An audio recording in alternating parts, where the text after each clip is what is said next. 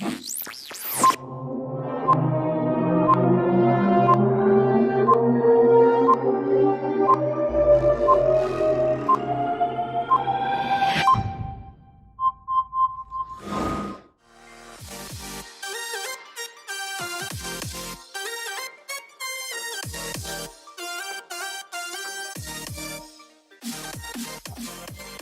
everyone, it's another episode of All About Millennials, and we are on episode 13.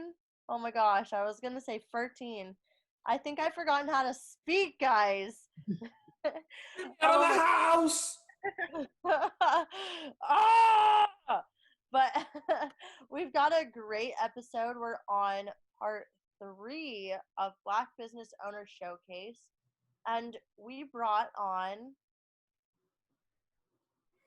Well, you you guys know him from me, and I've been on his podcast, I think, 3 times now. And we may be wrestling nerds, gamers, but at the end of the day, I respect this man so much because we're both like running our own production companies, running our own productions and podcasts as African-American business owners from 2 different sections of the country. And I want to reintroduce my audience anyway to a great friend of mine, Trico Fullerton. How you doing? How you doing, guys? So glad to be back on All About Millennials. Happy to be here for this episode. I love that background. That's new. Thank you. Just got a new upgrade with a logo from one of my aunties who's a designer, and she helped me fix it out. It looks really cool. Wow. And I think we'll do like a combo thing for the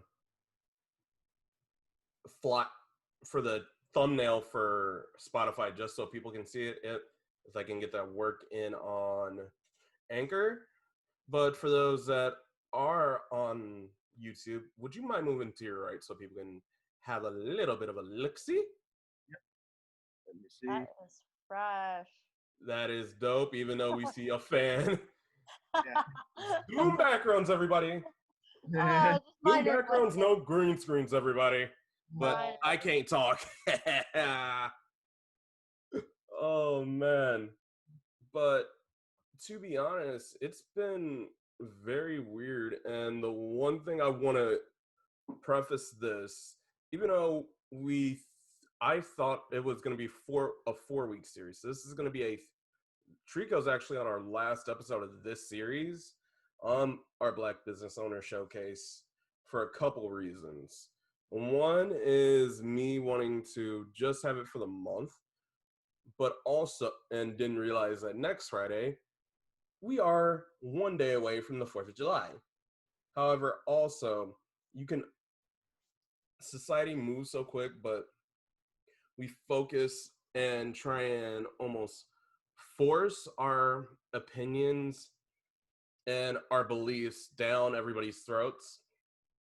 It just gets, I would say, stale after a while, you know? So, and I say this in regards to the whole speaking out, speak up movement right now. And I'm not saying one demographic or one ethnicity or one gender is over another. However, one shouldn't place their stance on anything over one other person, saying that I'm in the right, you're in the wrong, focus on me, focus on why I'm hurting.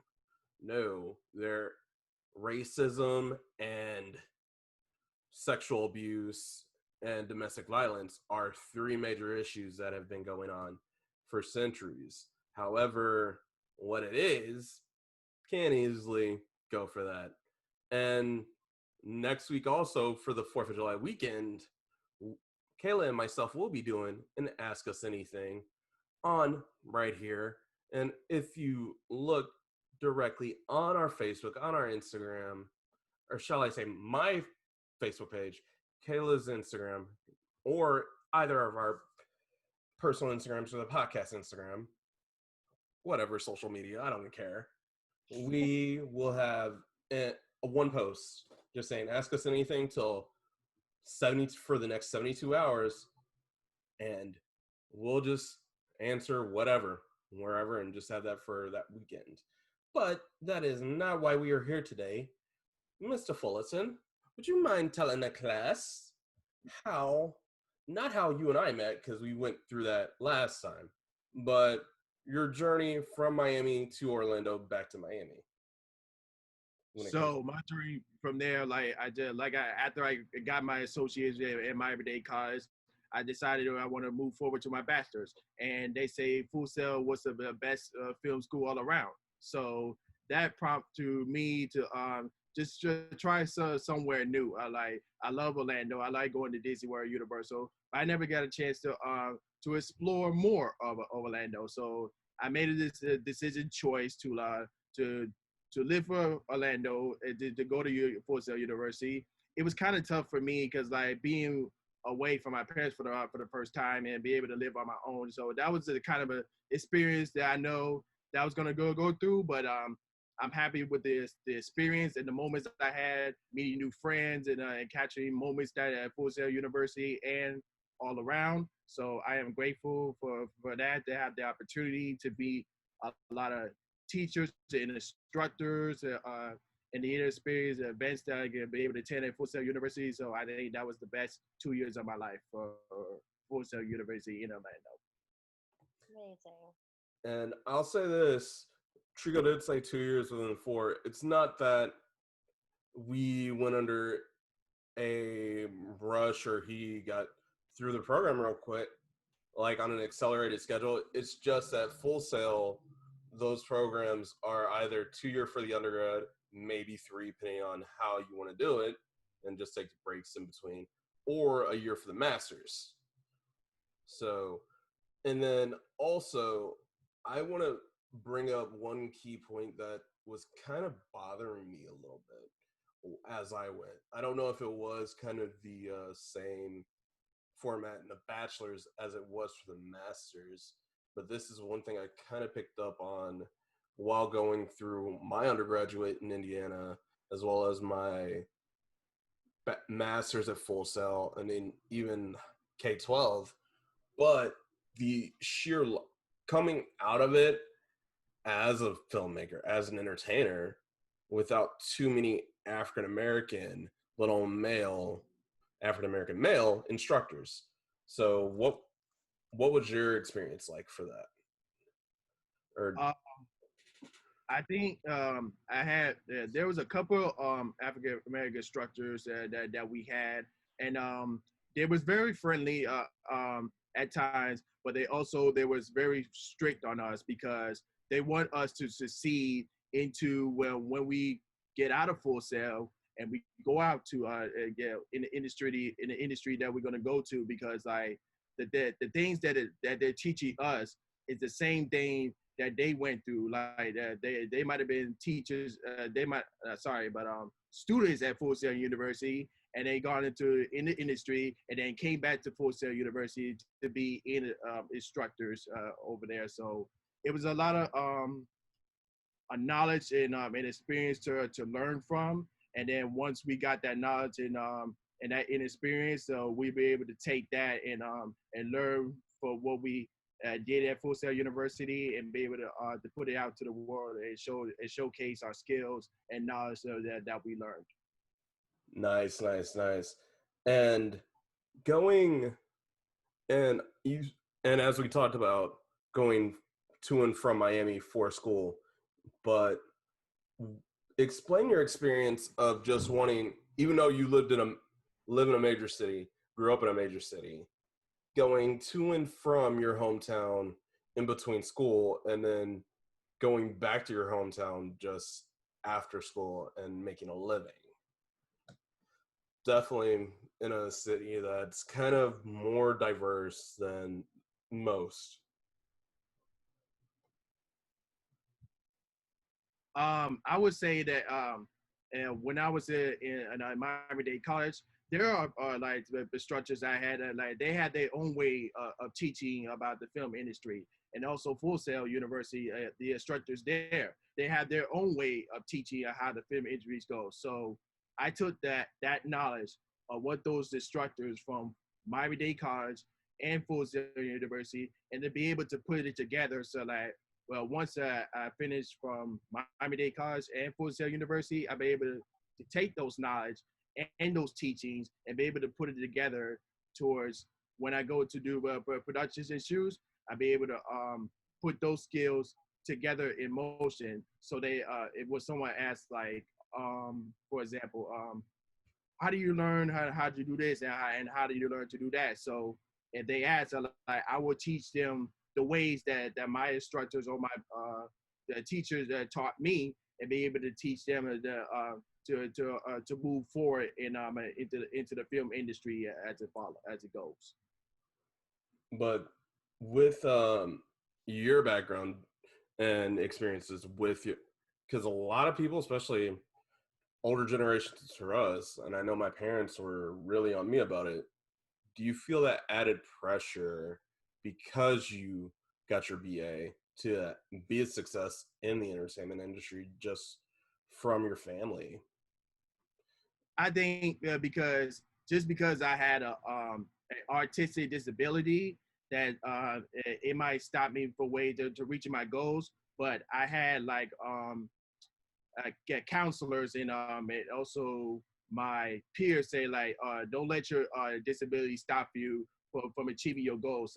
Life, because life is going to be hard once you grow up. So you got to be able to accept those breakaways and hard throughs, because anyway, you got to have people like saying no to you or maybe slamming the doors in your face. So you got to take those negatives and turn it into positives. So I learned that from the teachings I got from my counselors, and be able to take those negatives and turn it into to positives, and that would lead me to get a degree in better technical, which I studied to TV to that. Be able to get a film degree in Miami-Dade College, and be able to get a film degree into Full Sail University, and able to get my production company up to the ground, and be able to produce a lot of short films, and be able to start my podcast, and be able to become the media production company that it is right now.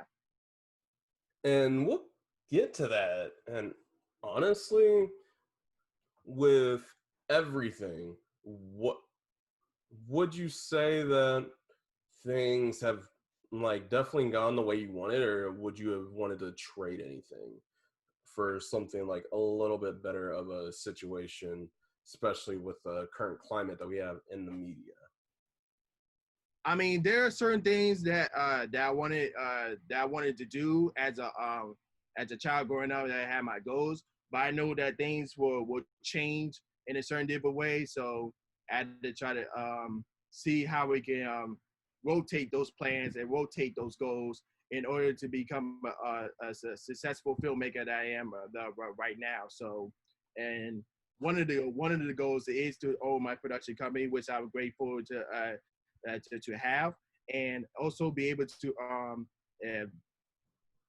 make a lot of be in a lot of productions, and be able to make a lot of new people, and getting the chance to do what I love to do, because at most of the times you don't know where you're gonna be at. Just as long as you can have those goals and be able to make a difference in whatever your city you're at, and you'll be able to make a how I say a recognition for yourself, and be able to recognize, oh, this person owns his own production company. Oh, like this person had been in this movie, and as long as you get that knowledge and recognition, you know you made it to the top as you is right now. And with that being said, would you mind 3 minutes on the clock? What is Tricknology Films? So here's the thing. So when I came up with the Tricknology, so I kind of like took my name and like biology.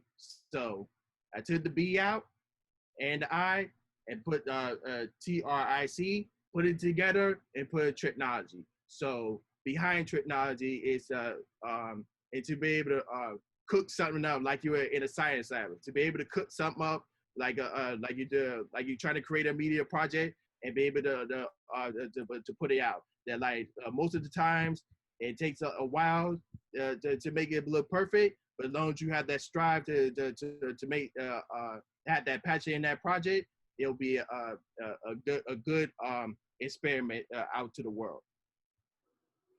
Oh, nut. And is it more so, are you focused on short films only, music videos, gaming? All around the world, man. One of us struck to say that no matter if you're working on short films, music video, feature films, just go out there and do all the productions whatever you can do. And what genre would you say you fit in? Like documentary, like horror, etc. I would say all genres, but the genres that's making a lot of money right now is the actions, the horror, and the comedies that making the monies right now. And Kaehla, do you have anything before I continue? No, I'm so excited. I haven't gotten to see any of your stuff yet. I know you run a podcast also, and so I'm more familiar with that, but I want to take the time to look at these projects because it's just, as you know, we're all in the industry, and for people who like to see things that they won't see on TV or in the movie theater, because there's so much more art out there than what is, put in front of them by mass produced projects. It's so good to hear about people who are just going at it every day. Like you said, your professor said, whatever resonates with you, just do it. If you want to produce music videos and then do TV shows, do it. Never stop. And this is proof. That's what I like to see.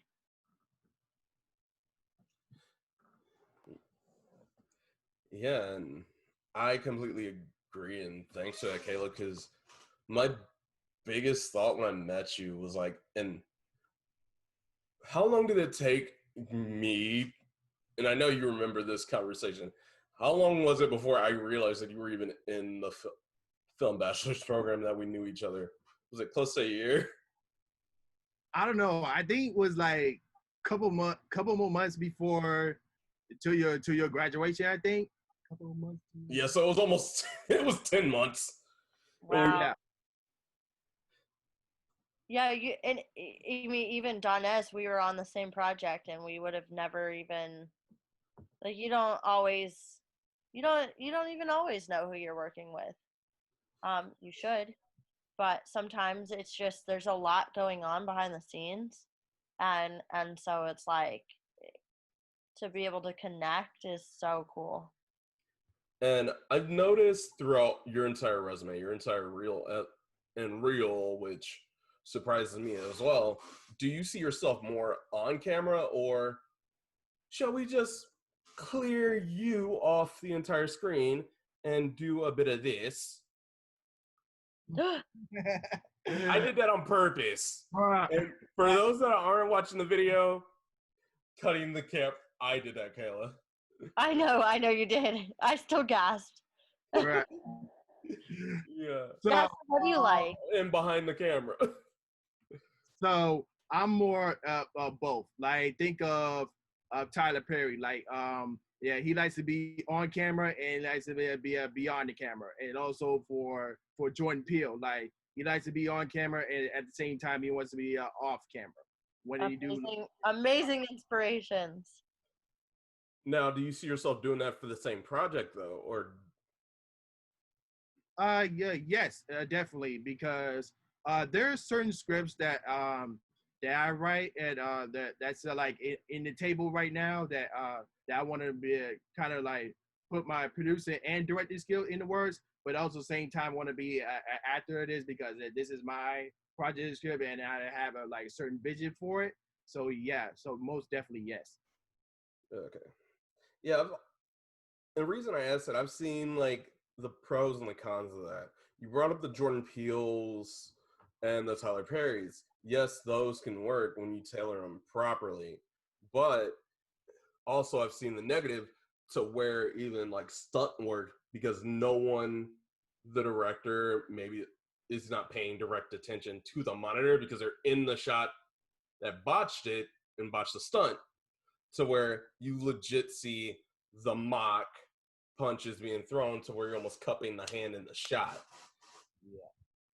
So that's why I bring that up, because it's more so on a technical standpoint, especially when it comes to the edit and framing, to where your attention like goes to. And That's a valid point. That's like the biggest thing with me. Like, I'm like, I don't want to do all the projects by myself. I mean, no one wants to do that. Like, that's so much work. But it's like, if I'm behind the camera and in front of the camera, what am I going to look like if I can't see both sides? You know, like what is this? I won't know until after it's done. But hopefully, Trico, you found like amazing crew members and people on your team that you can trust to like allow you to do both sides. well, Yes. considering I'm on one of his upcoming projects, I would say yes. just to talk yourself up on it. No, I'm kidding. No, it's like honestly, and that, just to have that network of friends that you know and trust and know what their interests, it's Right. very different than having a team that you honestly, one, you don't know, and two, your ideas clash almost on the regular, Right. because it could easily play off on set, on the final product of a shoot, to where the project just looks nasty, and Right. that's the one thing you don't want. But I think this is actually a good time to stop. We'll be right back.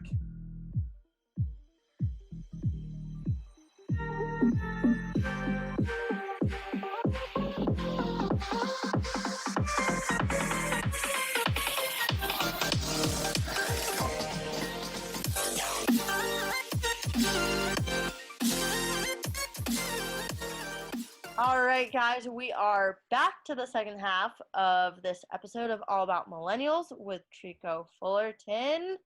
And we are diving heavy into behind the scenes of filmmaking right now. And we're very passionate about teamwork. Yeah, I completely agree, because even when I think we were going knee deep when we first started this, it was almost, come in, let's think of an idea, I'll edit and I'll make up all the social media, every little thing.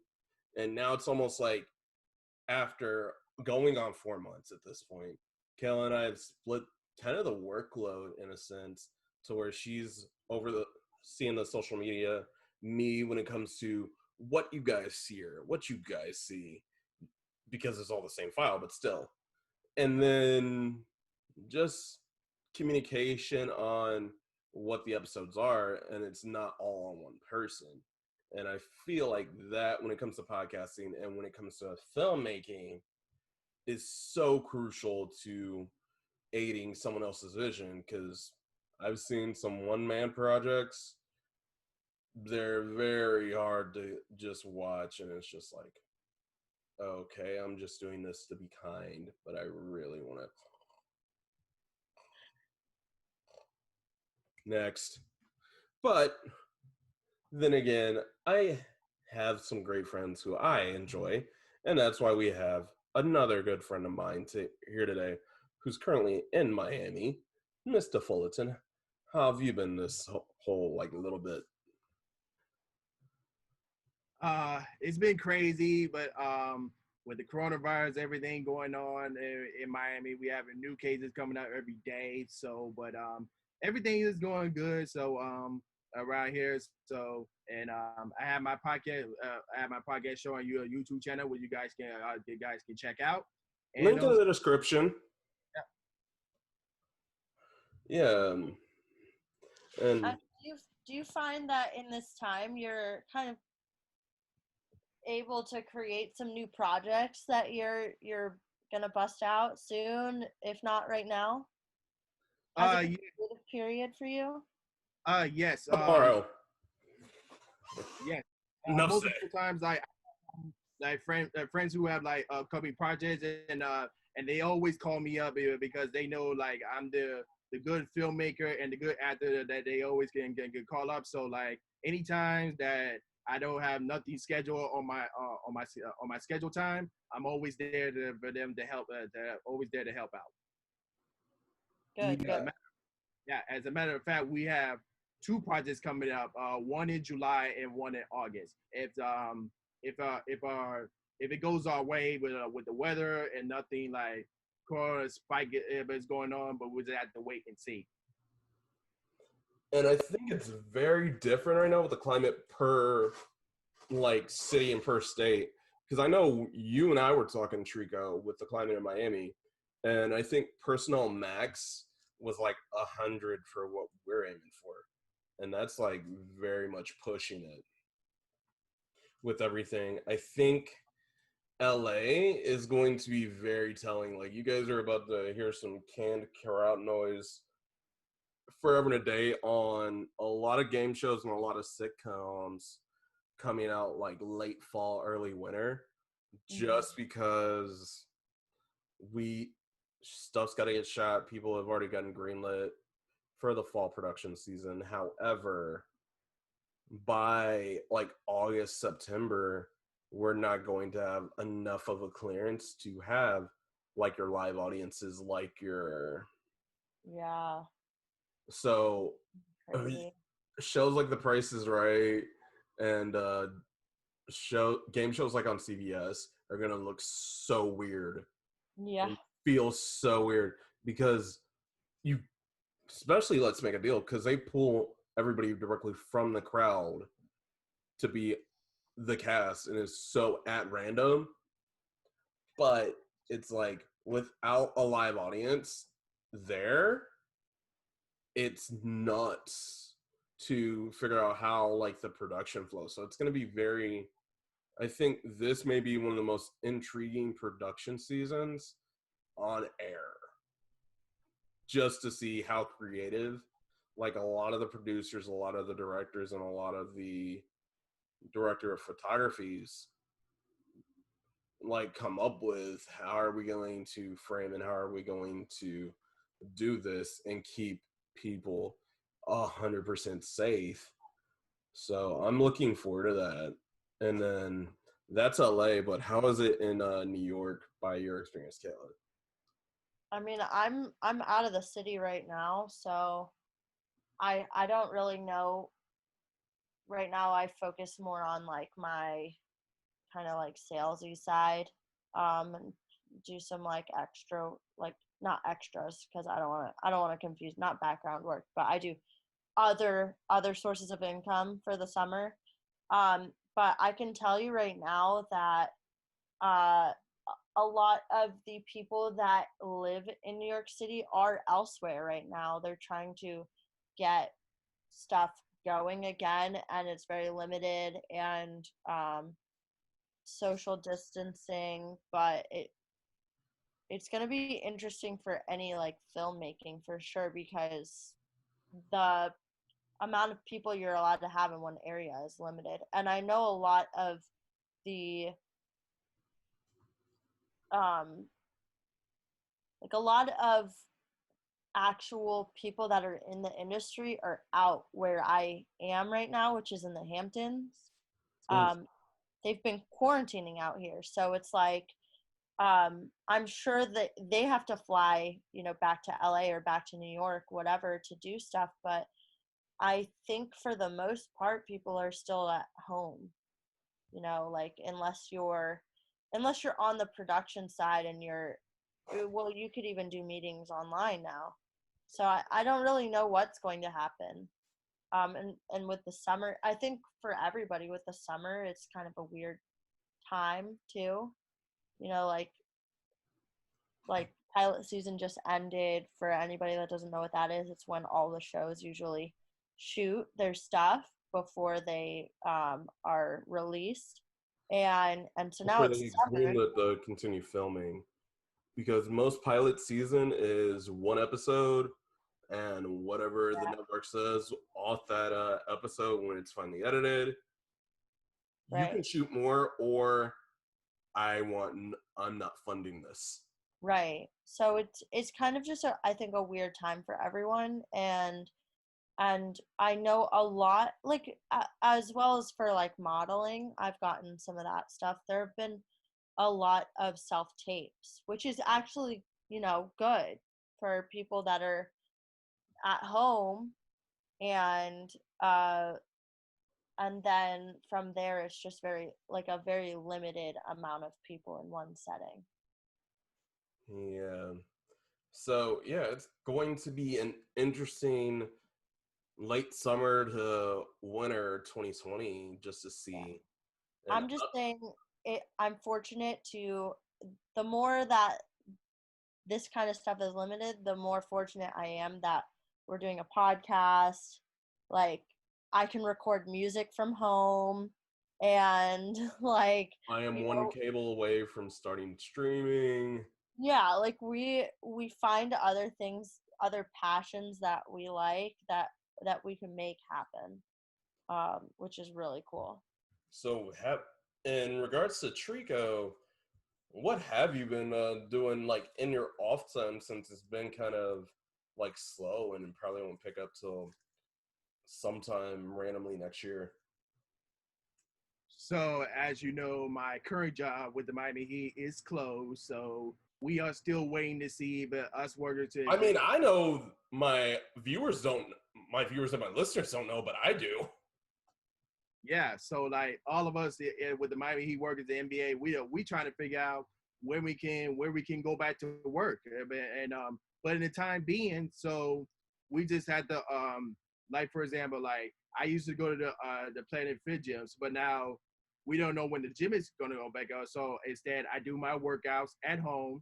I even do like either a walk or run a mile around my block and stuff like that. So I do my workouts at home, and then I take the time and just catch up with some shows and movies, because Netflix be having a lot of new stuff on there for everybody that stays at home. And of course, with new games are coming up as well, with the PS5 being announced and everything, that keep us excited to stay home and all that stuff. So yeah, it's kind of weird to try to get with the new normal, but it also takes the time for like people like that want to go back to work and say like and waiting for their next stimulus check to come. So yeah, it's a lot of process to work through, but we just have to see what the next couple of months and maybe till 2021 feels like in regards to being a new normal in my life. Well, you brought up gaming, and I want my viewers to know, I want to know this. If you've played it, no spoilers. But I know there's a certain hate that is going on with a newer release that just came out. I think it was legit as this was dropping last week. Please tell me you're not gonna ask about The Last of Us Part 2. Yes, I am. Your thoughts on it? So there was a lot of no spoilers though. Yeah, that's all I'm going to say. There's a certain controversy for a certain cutscene. I'm not going to spoil anything. That's all I've been hearing.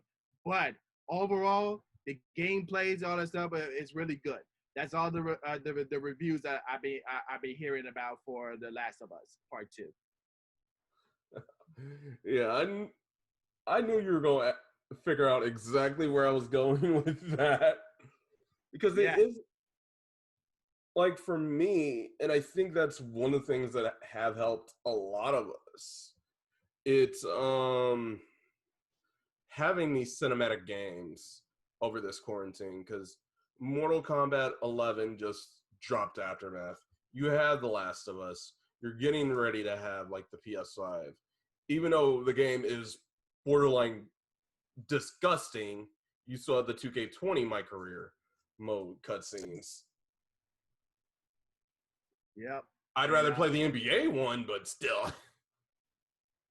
Yeah, and it's gonna be interesting because now with the PS5 coming out, all the PlayStation owners are gonna be like, should I get the PS5? Because I know there's gonna be Spider-Man, Miles Morales, a new NBA 2K21 coming out, and all the new stuff. But you have on the other side saying, should I stick with the PS4 and just wait about a couple of months or so? So that's the question what everyone's had to worry about. As far as the Xbox is concerned, I ain't had an Xbox since the very first Xbox. That's the only Xbox I had. So after that, I just stuck with the PlayStation systems as all the way. The only way I would get an Xbox is if another KI comes out on it. I don't care for Halo, but if there is a Killer Instinct 2021 or 2022 on the new Xbox, I'll consider it. Other than that, I don't care. And Smash Ultimate, my roommates have that, and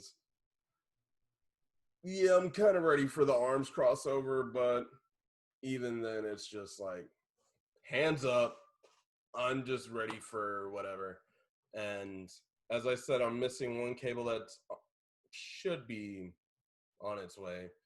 And just having fun, Facebook gaming and doing whatever. That's me in the quarantine. And I think I had this discussion in LA because of like, to kind of get back on topic, because of the lower capacities, unless you're like SAG-AFTRA for a studio project, so like a major studio project, you won't be getting on. Unless you're associated with that project, like higher up, you have less opportunities to get on. So what do you think in regards to that? And Kaehla, this goes to you too. In regards to just entertainment in general, do you think it'll survive this quote unquote entertainment downfall because of the quote unquote issue that we have right now, health wise? I'd rather not say the name again. But yeah, I think there may be pretty much a downslide in the entertainment industry and the quality, unless it's more so at the house. And will it be a good thing for independent filmmakers and content creators, or will it be the end of anything that's not multi-million-dollar budgets that could probably pipe in crowd noise? So to answer that question, like, it's gonna take time, like, for Hollywood to adapt the new normal when it comes to like everyone from all 50 states to try to do productions. Like, for example, I mentioned it in my last few episodes of my podcast, like the Florida Film Commission put out the new rules as regards to like we're still in the pandemic. Like, everywhere got to wear masks at all times. Temperatures got to be checked and all that stuff. So, and it's kind of a little instructive. Like, let's say like the actors got to get closer, like to do a hug or a kiss scene. It's got to be hard. It's going to be hard to do because like yeah, you try to do the social distancing from everyone, like all the crew stuff. So if you're in the short film business, so my suggestion is like to stay with a short crew at a time, so that way it won't be too dramatic. But as far as the long crew and the film footage, that's on to where you at a certain page of what you got to do, because like I know, but New Zealand, UK has been given the okay to resume production. Like, for example, Jurassic World, begin production. The Witcher's get ready to start production again. Matrix 4 is starting production again. So we just had to see like how the film commissions work and towards the rules and all that stuff. So it's going to be very destructive how the new normal is going to be for like for us Hollywood and us filmmakers, but we just had to see how we could adapt from that. And I agree. same to you, Kaehla? Yeah, I think that, I mean, right now, and I'm speaking on behalf of at least the three of us, but I know many, many other people out there in this time, all we want to do is get back into it. Like, there's no if, ands, or buts about if we're gonna be able to. In our minds, we're just like, as soon as we get the like date that we're allowed to start production, we will. As soon as blah blah blah happens, we will. It's not like, oh man, like my chances are ruined forever because of this pandemic. So, and I'm just gonna just broadly put it out there that most other filmmakers are like that and are super excited to continue. And so I think that in itself is what's going to keep people going. I think as far as like union goes, SAG-AFTRA is the union for actors, for those that don't know. I think and a lot of famous actors, or if not all the famous actors, are part of that Screen Actors Guild. I think that that's not really going to go away. I think right now, though, there is a redefining period with the film industry, because I'm seeing a lot out there about with the Black Lives Matter movement, people demanding justice for diversity. And I think that in itself is going to change. But no matter what, we're going to push for new projects, and hopefully kind of reinvent how we think of the industry, and really push for the correct representation of people. Well, for me, it kind of forced the envelope, and I agree with everything that you both have said. It kind of pushed the envelope a little bit. And one thing I was talking about with Will, who was on last week, and it's very going to be extremely harder unless you're like union background. If you're trying less for non-union period, it's going to be hard unless you're doing like independent productions right now, because of the quantities that people can have on sets. Right. Yeah. You get work. So a lot of people are only going to have like union people on sets. One, because they almost have to. And two, it's like you can keep a low quantity. Because I know for a couple of the shows that I've worked in LA, they've had kids on set. Kids or people over 50. Well, who's at high risk for you know what? Kids and people over 50. So they're going to want to keep them in the safest spot, especially as a principal SAG-AFTRA participant, versus just having a bunch of non-union background running around on set. So I'm sure writers and producers will accommodate for that. However, will it be good for those wanting to start in the industry, or those like non-union wanting to do something? Probably not. But I think it'll be a matter of like thinking outside the box. Right, to get those opportunities. Exactly. And that's why I'm like hopeful, because I feel like we personally will continue to think of ways that work, rather than and like Trico says, I like being the director and I like being the actor. So, and I like being the writer. And for us, we like hosting, we like acting, you like stunt work, I like music. You know, we kind of take our strengths or you like editing and I like doing graphic design too.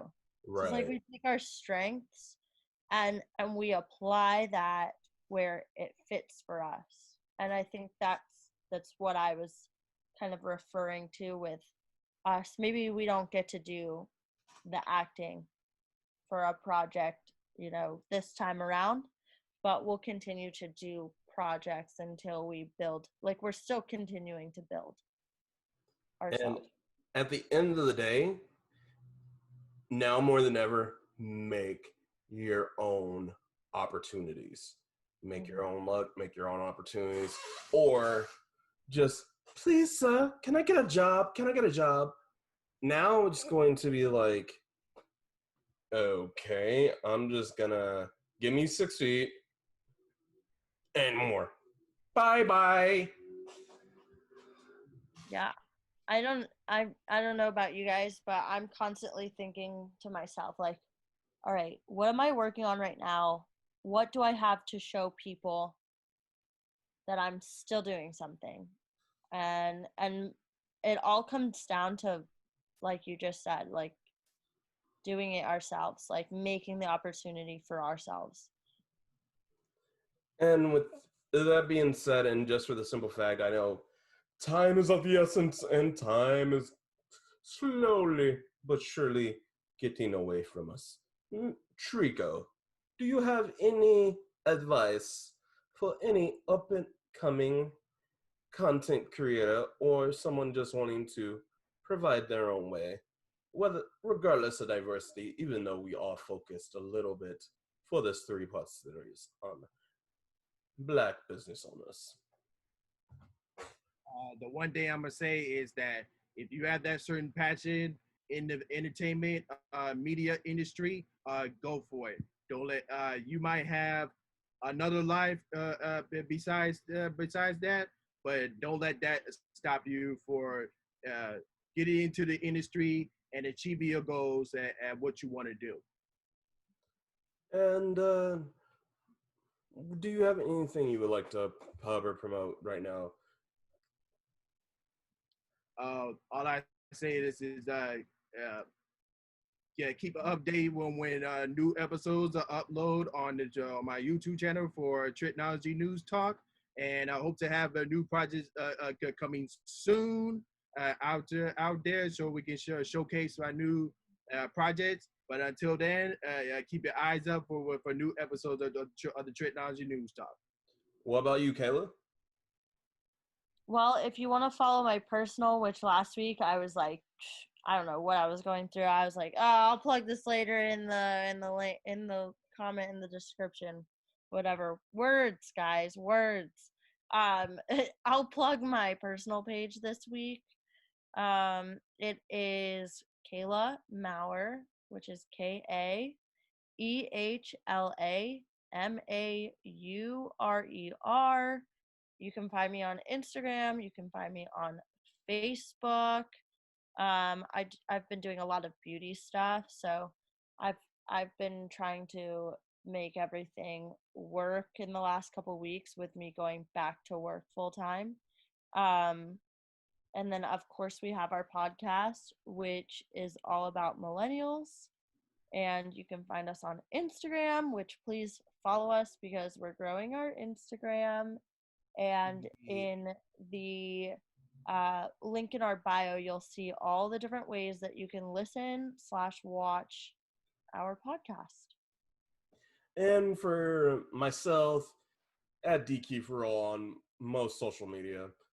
And for the podcast, at all_AM podcast on Instagram, with the flow page in the description with everything that Kaehla said.